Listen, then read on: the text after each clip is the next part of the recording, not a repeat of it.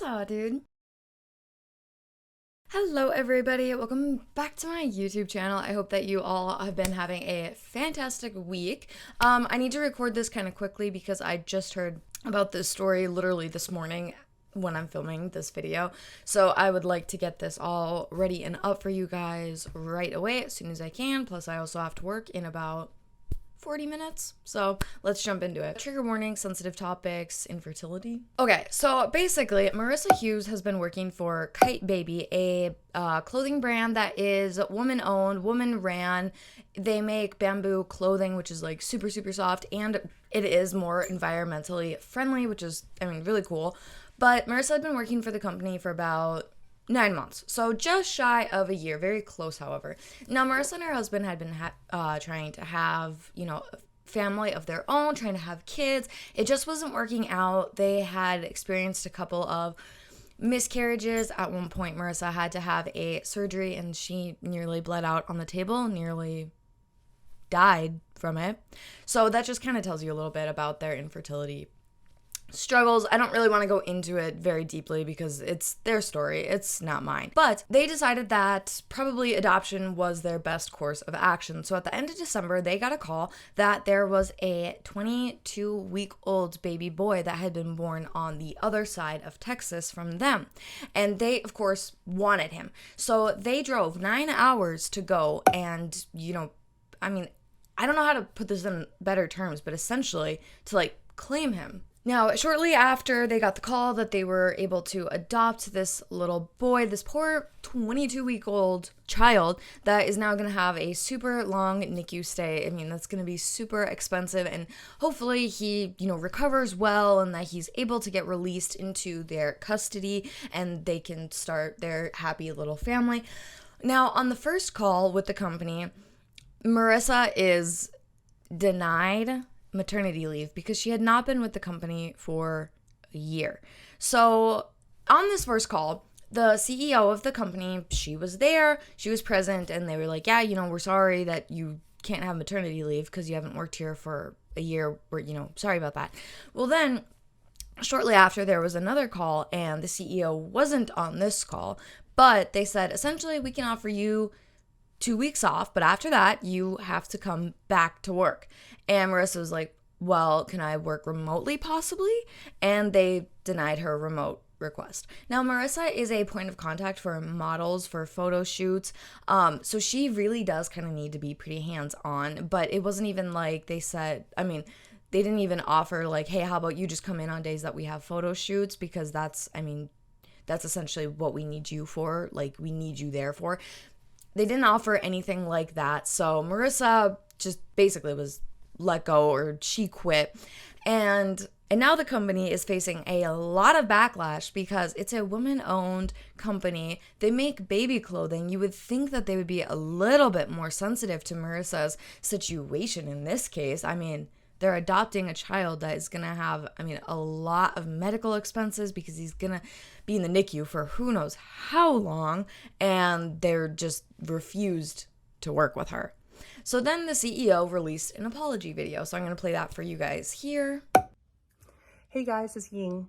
I wanted to hop on here to sincerely apologize to Marissa for how her parental leave was communicated and handled in the midst of her incredible journey of adoption and starting a family. I have been trying to reach out to her to apologize directly as well. Kyte Baby prides itself in being a family-oriented company. We treat biological and non-biological parents equally.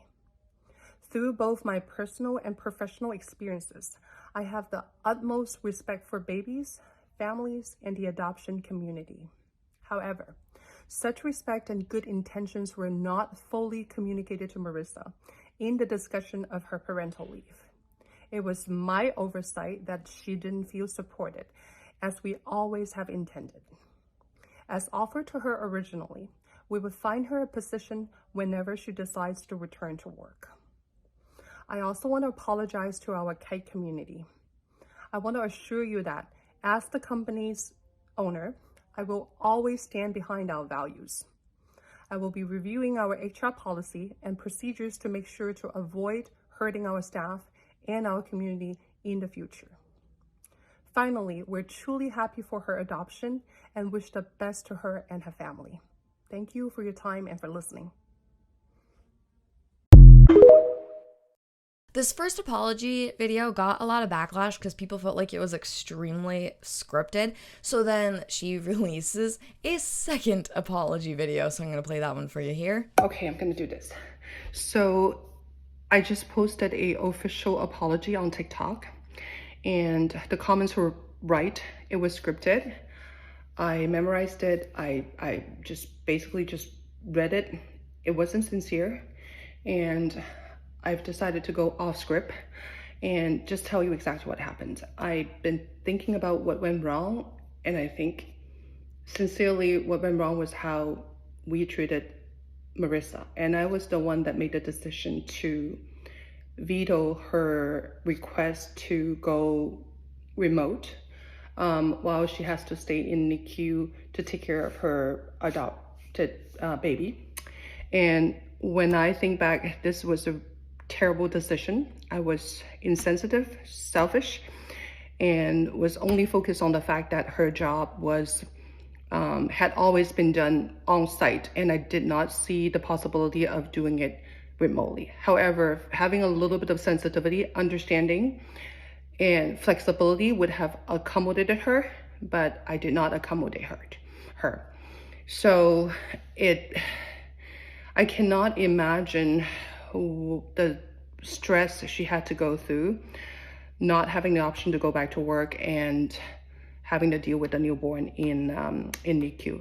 So thinking back, it really was a terrible mistake. I own 100% of that. I know people are gonna say, well, now that it's backlashed and you're just saving, face or saving the company. I think all of it is true, but at the end of the day, as human beings, as a mom, as a female owner of the business, and especially a baby business, I feel like I need to set the record straight, that I fully realize the impact of my action, my decision, my short-sightedness, that I did not accommodate Marissa fully and did not even reach out to her personally, didn't even talk to her at all about what happened to her until today. And I really want to apologize to her and to the community. And I would really want to take this opportunity to say that I'm sorry, and I would, rethink about the whole thing and review our company's HR policy and procedures. I would like to make absolutely positive changes. And in fact, I think a lot of comments are right. We need to set the example because we are in the baby business. I want to be above and beyond in protecting women and giving them the right protection and benefits when they're having babies. So give me some time. I'm going to go through the policies and HR stuff and just come up with a better policy for all our employees. And as for Marissa, she's a fantastic woman. She has the biggest heart. And I've said multiple times to multiple people, including her family, that I love her as a worker. I enjoy working with her every day. She's one of the few people that I actually see every day on site. I just really want to apologize to her again, that for the feelings and the damages that I have done. And we will continue to pay you the benefits as well as the remote position that you have requested. I understand if you don't want to come back to work anymore, but we will continue to pay you as if you were working remotely for us for those hours that you proposed until you're ready to come back. And your position, your original position, is always open for you when you come back. Now, we still don't know kind of what Marissa's response to this is as of right now when I'm filming this video, but there is a GoFundMe if you would like to support Marissa and her husband and their new baby boy. I will have the GoFundMe linked in the description box down below, so please go check that out, read about their story, make a donation if you're able to. If not, maybe just try to share it if you can. We just really want to get the word out about this family that's, really going through it right now. So if Marissa wouldn't take her job back, I would fully understand, because it wasn't until they received backlash that the company finally was like, oh, okay, like, yeah, we'll help you. I know that the CEO says that that's not why, but come on.